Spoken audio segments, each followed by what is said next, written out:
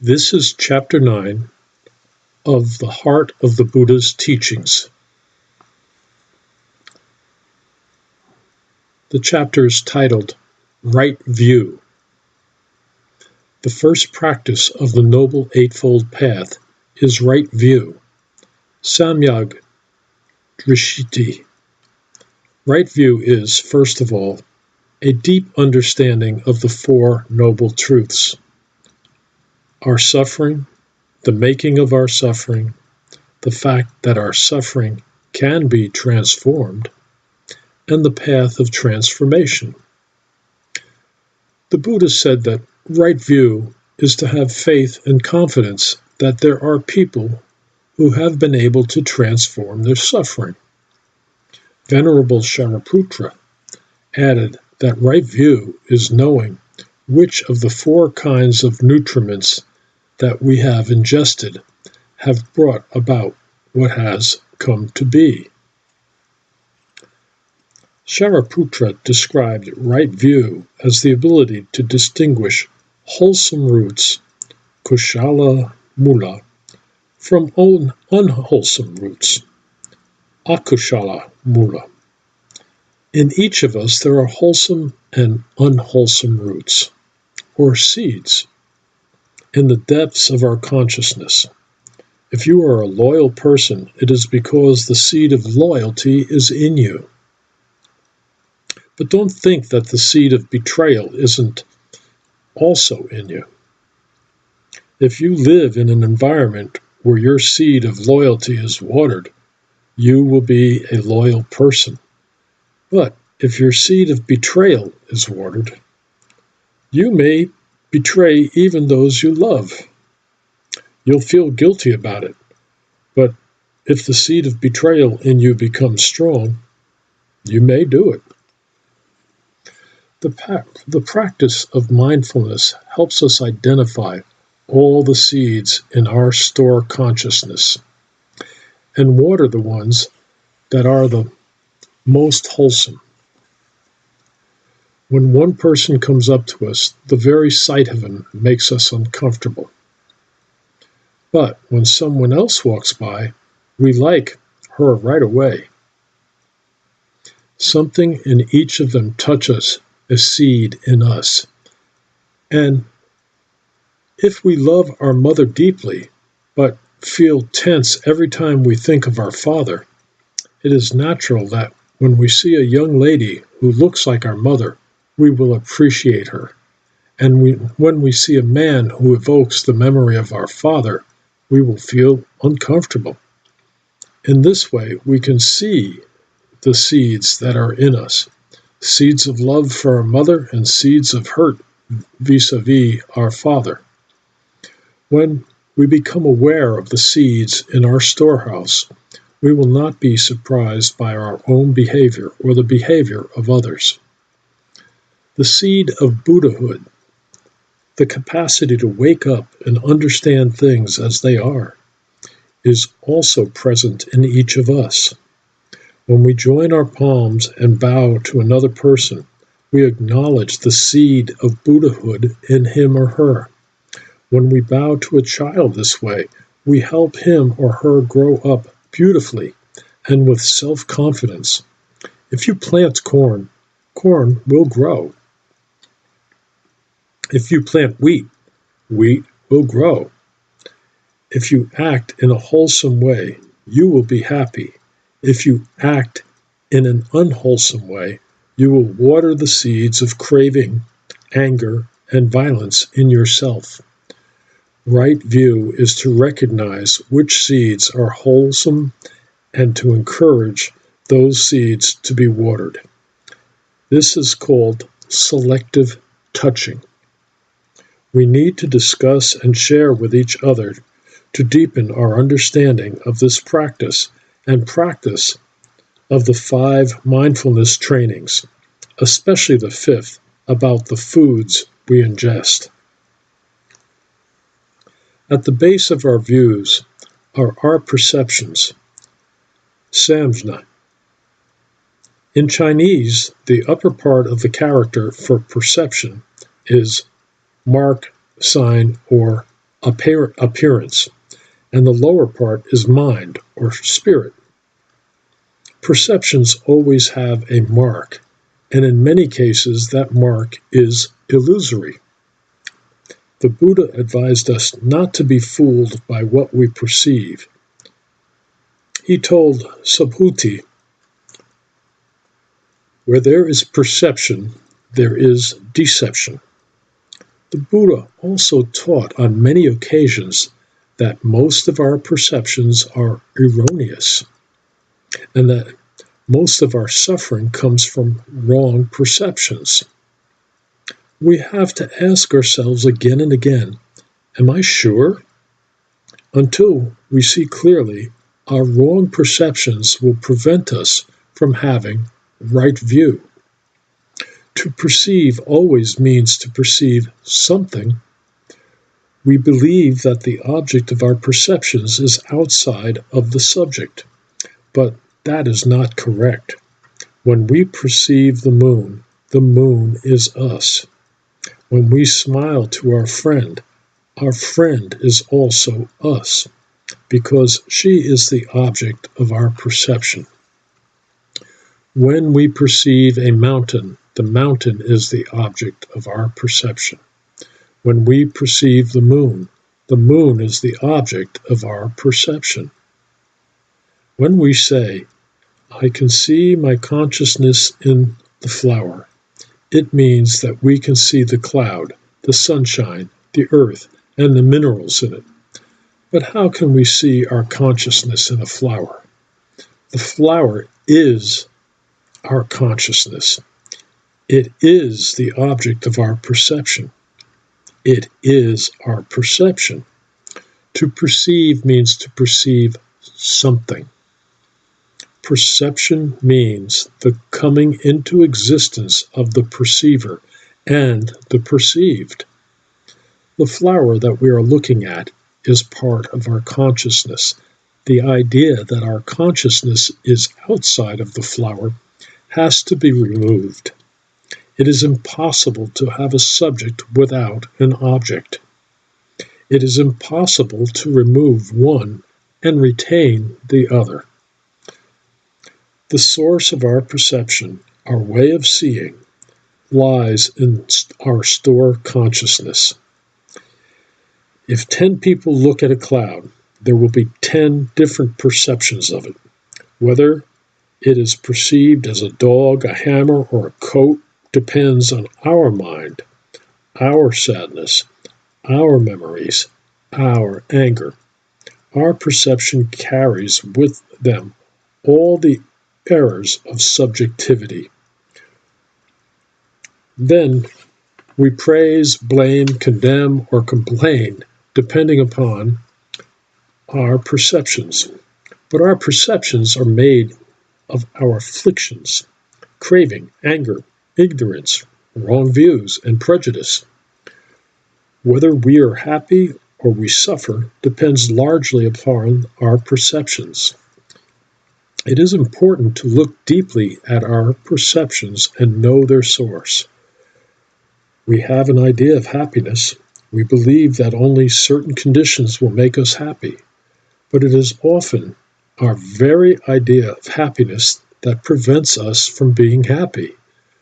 We have to look deeply into our perception in order to become free of them. Then, what has been a perception becomes an insight, a realization of the path.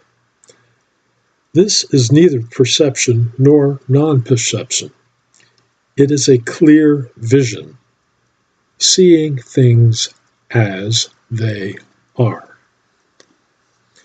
Our happiness and the happiness of those around us depend on our degree of right view, touching reality deeply, knowing what is going on inside and outside of ourselves is the way to liberate ourselves from the suffering that is caused by wrong perceptions.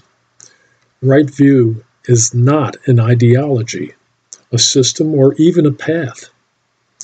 It is the insight we have into the reality of life. a living insight that fills us with understanding, peace, and love. Sometimes we see our children doing things that we know will cause them to suffer in the future, but when we try to tell them, they won't listen. All we can do is to stimulate the seeds of right view in them, and then later, in a difficult moment, they may benefit from our guidance. We cannot explain an orange to someone who has never seen one. No matter how well we describe it, we cannot give someone else the direct experience. He has to taste it for himself. As soon as we say a single word, he is already caught. Right view cannot be described. We can only point in the correct direction. Right view cannot even be transmitted by a teacher. A teacher can help us identify the seed of right view that is already in our garden and help us have the confidence to practice, to entrust that seed to the soil of our daily life. But we are the gardener. We have to learn how to water the wholesome seeds that are in us so they will bloom into the flowers of right view. The instrument for watching wholesome seeds is mindful living, mindful breathing, mindful walking, living each moment of our day in mindfulness.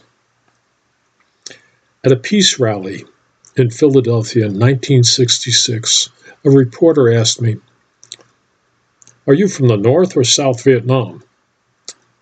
If I had said I was from the North, he would have thought I was pro-communist. And if I had said I was from the South, he would have thought I was pro-American. So I told him, I am from the center. I wanted to help him let go of his notions and encounter the reality that was right in front of him. This is the language of Zen.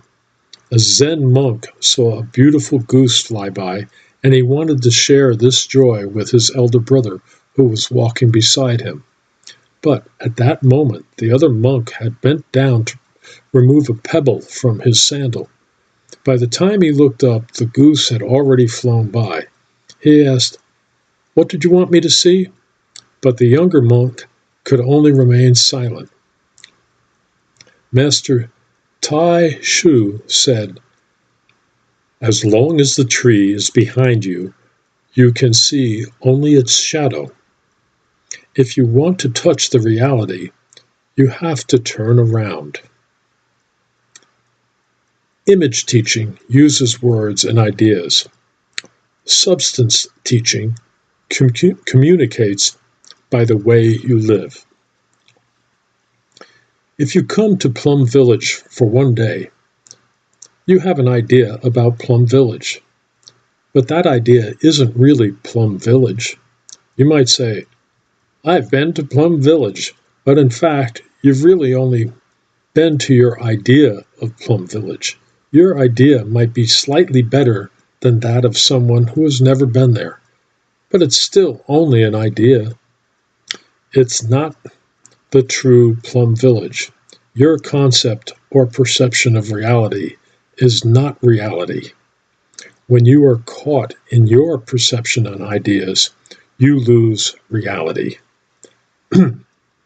To practice is to go beyond ideas, so you can arrive at the suchness of things. No idea is the path of non-conception.